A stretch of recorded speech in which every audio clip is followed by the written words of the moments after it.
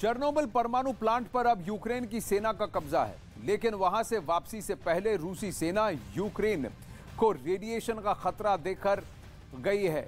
Chernobyl की हवा में इस वक्त खतरनाक रेडियो एक्टिव तत्व घूम रहे हैं और वहां स्थानीय एरिया में कम से कम 5 स्क्वायर किलोमीटर के इर्द गिर्द रेडिएशन लेवल बढ़ने का खतरा है, जिससे लोग बीमार हो सकते हैं। देखिए पूरी रिपोर्ट।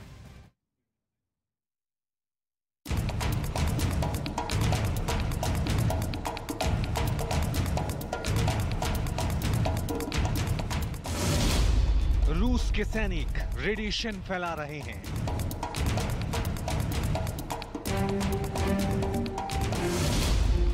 यूक्रेन में रेडियो एक्टिव धूल का खतरा।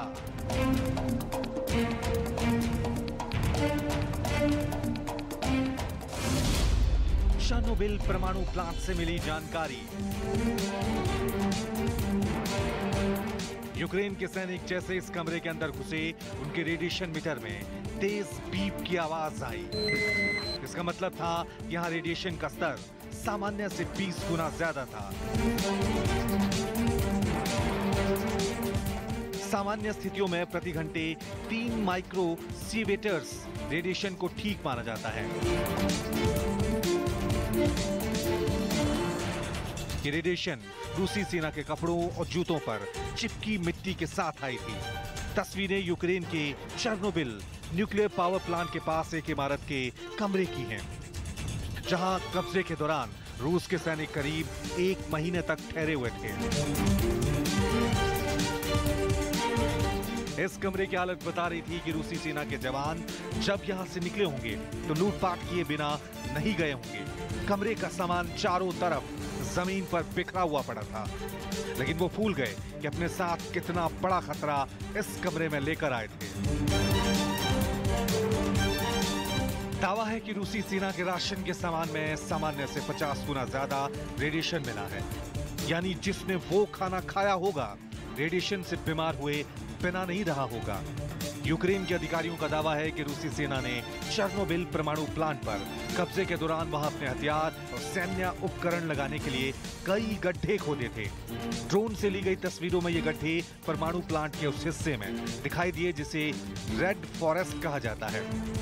रेड फॉरेस्ट यानी प्लांट की वो जगह जहां रेडिएशन का खतरा सबसे ज्यादा है। दरअसल 24 फरवरी को जंग शुरू होने के पहले ही दिन रूसी सेना ने चेर्नोबिल पर धावा बोल दिया था।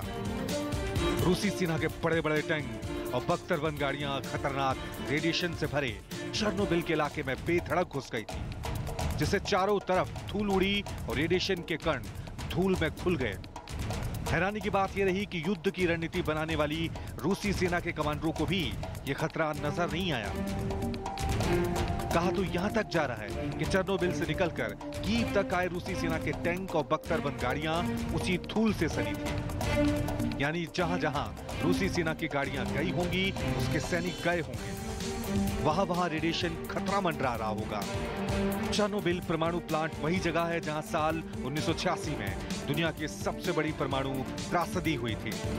धमाका इतना खतरनाक था कि कुछ ही देर में 36 कर्मचारियों की मौत हो गई थी और सैकड़ों कर्मचारी पूरी तरह जल गए थे। यूक्रेन के गृह मंत्री का दावा है कि चेर्नोबिल परमाणु संयंत्र की सुरक्षा करने वाले यूक्रेन नेशनल गार्ड के 169 जवानों को बंधक बनाया गया था।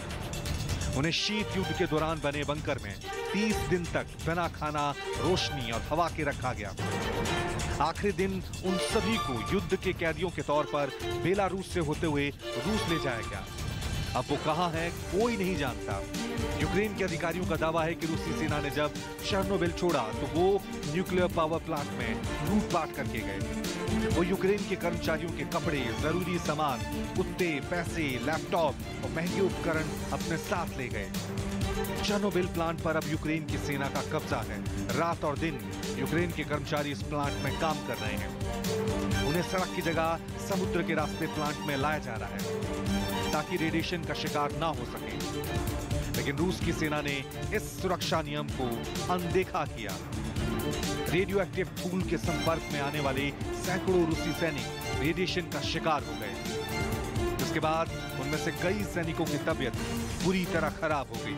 रेडिएशन के संपर्क में आए उन रूसी सैनिकों को इलाज के लिए बेलारूस भेज दिया गया है।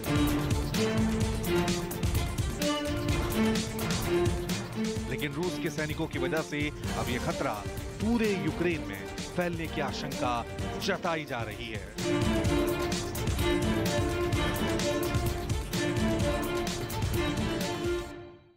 देखिए, इसमें कई बातें ऐसी हैं जहां यूक्रेन किसी बात को बढ़ा चढ़ाकर बताएगा, उस तरफ रूस भी कुछ बातों को बढ़ा चढ़ाकर बताएगा। ये साइऑप्स का खेल युद्ध में चलता है क्योंकि ये युद्ध नीति है।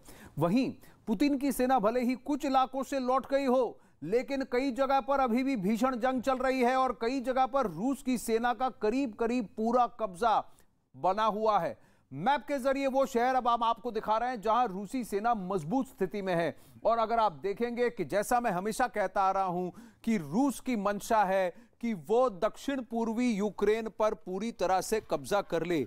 ये पूरा आर्क खार्किव से लेकर निकोलाएव, खरसान और यहां पर ओडेसा तक वो अपना वर्चस्व जमाना चाहेगा और इस हिस्से को काटना चाहेगा। वहीं अगर आपको बताएं तो बेलारूस के आसपास और कीव के निकट तक यहां इरपिन और चर्नीव और यहां बेलारूस के आसपास और रूस के आसपास की जगह को भी उसने घेर दिया है। किसी ना किसी तरह से पूर्वी यूक्रेन के नक्शे को बदलने की बात व्लादिमीर पुतिन कर रहे हैं। अब आपको दिखाएं, खार्किव में अभी भी बमबारी चल रही है, जंग जारी है। लुहांस्क और डोनेट्स्क पर कब्जा कड़क है रूस का और व्लादिमीर पुतिन इस इलाके को पहले ही स्वतंत्र घोषित कर चुके हैं।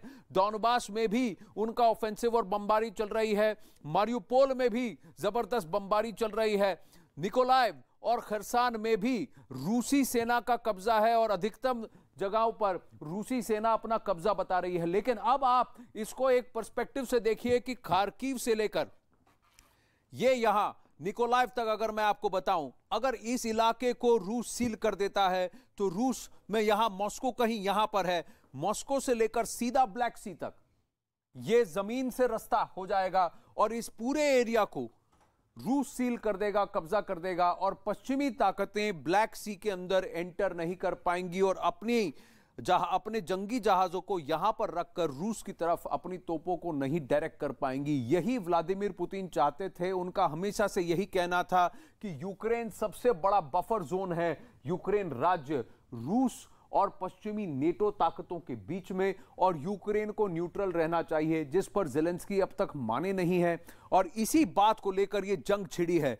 और अब रूस की मंशा, अगर रूस की स्ट्रैटेजी देखी जाए तो इन इलाकों से वो पीछे हट जाएगा, लेकिन इस इलाके को वो पूरी तरह से घेर कर अपनी तरफ ले जाने की कोशिश करेगा। दक्षिण पूर्वी यूक्रेन पर अब रूस का कब्जा बना रहेगा और यूक्रेन का नक्शा बदलेगा जब ये जंग समाप्त होगा। इसी तरफ का इशारा दिख रहा है। अब एक और आपको बात बता दें कि जंग के बीच यूक्रेन ने रूसी सेना पर केमिकल हथियारों के इस्तेमाल का आरोप लगाया है और यूक्रेन ने आशंका जताई है कि रूसी सेना ने इसका इस्तेमाल मारियुपोल शहर में किया है। वो शहर जो खुद युद्ध शुरू होने के बाद से ही भीषण तबाही झेल रहा है। ये पोर्ट सिटी है मारियुपोल, स्ट्रेटेजिकली बहुत इंपॉर्टेंट, बहुत मायने रखता है व्लादिमीर पुतिन के लिए अगर वो ब्लैक सी पर और क्रीमिया पर अपना वर्चस्व जमाए रखना चाहते हैं। यूक्रेन ने दावा किया है कि मारियुपोल पर कब्जे के लिए अब रूस ने रासायनिक हथियारों का इस्तेमाल शुरू कर दिया है, जिसकी वजह से शहर में बड़ी संख्या में लोगों की तबीयत खराब होने लगी है।